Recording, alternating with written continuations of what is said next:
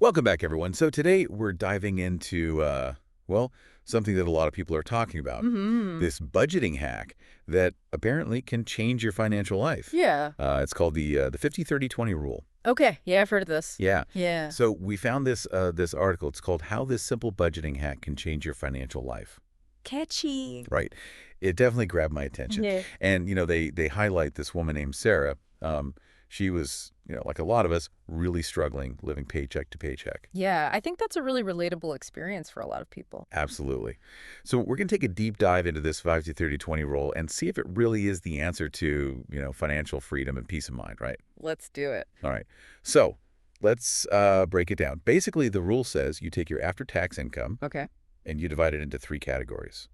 50% goes to your needs, 30% goes to your wants, and 20% goes to savings and debt repayment. So, pretty straightforward. Right. Yeah. Seems pretty simple. What do you think? Like, just at first glance, what are your thoughts? I mean, I like the simplicity of it. It's kind of like, it's easy to grasp, right? Like, Right. three categories. Even if you're not, a super organized person, Yeah. you can kind of wrap your head around this. And I think, for a lot of people, just that sense of clarity, Yeah. can be really helpful. Right, because budgeting can feel so overwhelming, Yeah. right? Like, where do I even start? Exactly. And this is interesting. So the article, it talks about how Sarah, she was lost. She had no idea where her money was going. Yeah, been there. Right. But then when she started using this 50-30-20 rule and categorizing her expenses, Yeah. she had this aha moment. Like suddenly, It clicked. yeah, It clicked. it's like that makes total sense. Yeah. Because, it's so easy to just swipe your card, not really think about it. Oh, yeah. And then at the end of the month, you're like, wait, where did all my money go? Right, exactly. But this forces you to be more mindful, right? Absolutely, yeah. But, it makes me wonder, do you think this rule is realistic for everyone? Hmm.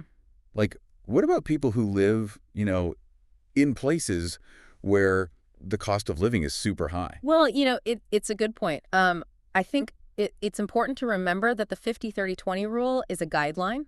Oh, okay. It's not like a one-size-fits-all. Right. So like you said, if someone has really high housing costs, Yeah. they might need to tweak the percentages a little bit, right? Yeah. To make it work for them. The key thing is to be flexible, Yeah. Find what works for your individual situation. So it's more about the principle behind it, right? Right. The Yeah. intention, Right. not necessarily being super rigid Yeah. about those numbers. Exactly. Yeah, exactly. It's just a framework, Okay. Yeah. Okay, cool. So let's talk about Sarah, right? Yeah. The woman in the article, because it said not only was she able to cover all of her needs, her bills and everything, Right. but she started saving for a family vacation, Wow. which is pretty amazing considering, she was living paycheck to paycheck before. That's really impressive, actually, because it's a good reminder, small changes can really add up. Yeah, totally.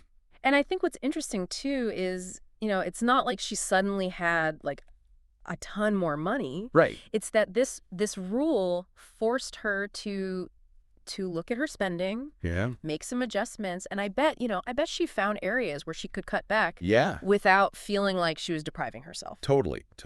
And the article does mention she started, packing your lunch more often, Right? cutting back on impulse purchases. Yeah, those little things. It's amazing how much those can add up. Really is. Really is. Yeah. So it's really about being more mindful, not necessarily about Yeah. deprivation. It's not about never having fun. Right, exactly. Exactly.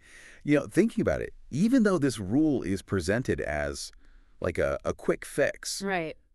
it seems like it's really about cultivating this healthier relationship with money over the long term. It's like building good habits. Yeah, exactly. And that can lead to, feeling more secure, more free Absolutely. financially, Makes you wonder what could we be achieving, right? Yeah.